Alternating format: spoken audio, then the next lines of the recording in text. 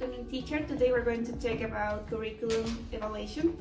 But first of all, I would like to remind you what is curriculum. Curriculum involves all the study units that a major has in order to master it. With this in mind, we're going to see some definitions about curriculum evaluation. First of all, we have Andrew Barber. He says the curriculum is more than just evaluate the content. We must focus on the values and the work of it or in the whole curriculum. It means that we are not just going to focus in teaching the content. It is also evaluate the way in which we teach the content, the direct instruction that the teacher makes, and also the supervisors and personnel that is inside of the institution that helps to improve the curriculum. Now, according to James Sadner's, evaluation for the purpose of informing decision about a curriculum is aptly termed curriculum evaluation. So according to him, curriculum evaluation is a process for informing someone who are concerned with the different aspects of the curriculum for taking future decisions of the work or effectiveness of a curriculum. Now we have another author, that is Salim, who mentions that who defines curriculum evaluation as a complementary element and the final step of the curriculum development, and it is also a process of determining the realization of the status or of the determined goals. In other words, it means that the curriculum evaluation is an essential, and also it is the final part of the curriculum development. It includes the assessment of the achievement of the objectives and also analyzing how the established goals have been achieved. It allows for reflection, for adjustment, and also for improvement, leading for future curricular improvements to the educational outcomes. Okay, so now talking about supervision, we have three different authors. The first one is Andrew Wells, and according to him, supervision is assistance provided for a better teaching and learning circumstances. This refers to that with supervision we can make some adjustments for our learning process and improve the students' outcomes, and of course have better results when we are teaching something. Okay, the next author is Bryce Dosman. He states that supervision is to stimulate and direct the growth of the teachers in the power to stimulate and direct growth of every individual pupil in the classroom through the exercise of his talents toward the richest and the most intelligent participation in the civilizations in which he lives. This means that supervise the curriculum is very important, as we can change what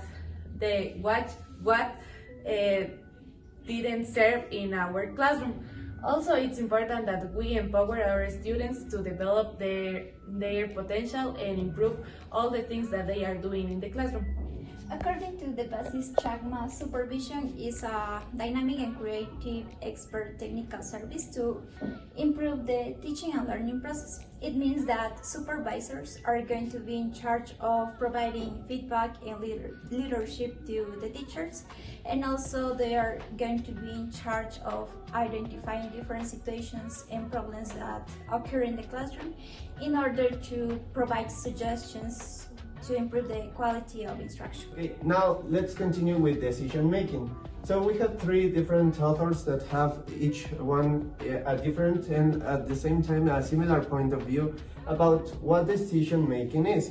So let's begin with Virginia L. Brown. For Virginia L. Brown, she in her work called Decision Making and Curriculum Evaluation, she mentions that a teacher can make an infinite number of instructional decisions based on the biased information each professor receives about the needs and the problems he or she encounter in their classrooms, and they consider appropriate for the situation. So what she wanted to explain is that we as teachers, we need to make a lot of decisions in our classroom. So these decisions must be based on what problems we encounter and what situations we want to deal it with in our classroom.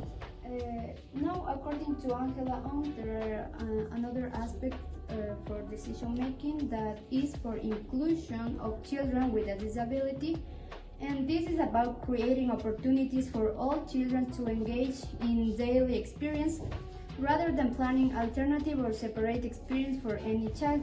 So, in this part, Angela Ong says that for decision making, it's necessary to base the information in the necessity of each child, also in the strengths, abilities, and interests. So in that way, with that information, they can improve different aspects of the curriculum.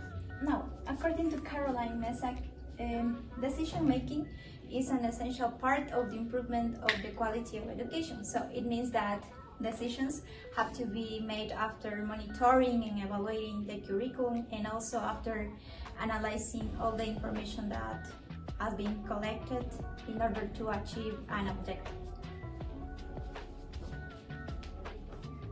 Okay, to conclude, it is important to mention that curriculum evaluation is a very essential part in the curriculum development, and the supervision, it is necessary to we as future teachers to supervise each of our classes, and the experts supervise the whole curriculum in order to make good decisions that benefits not also the students and all the students, but all the whole country. So thank you for your attention. That was our presentation.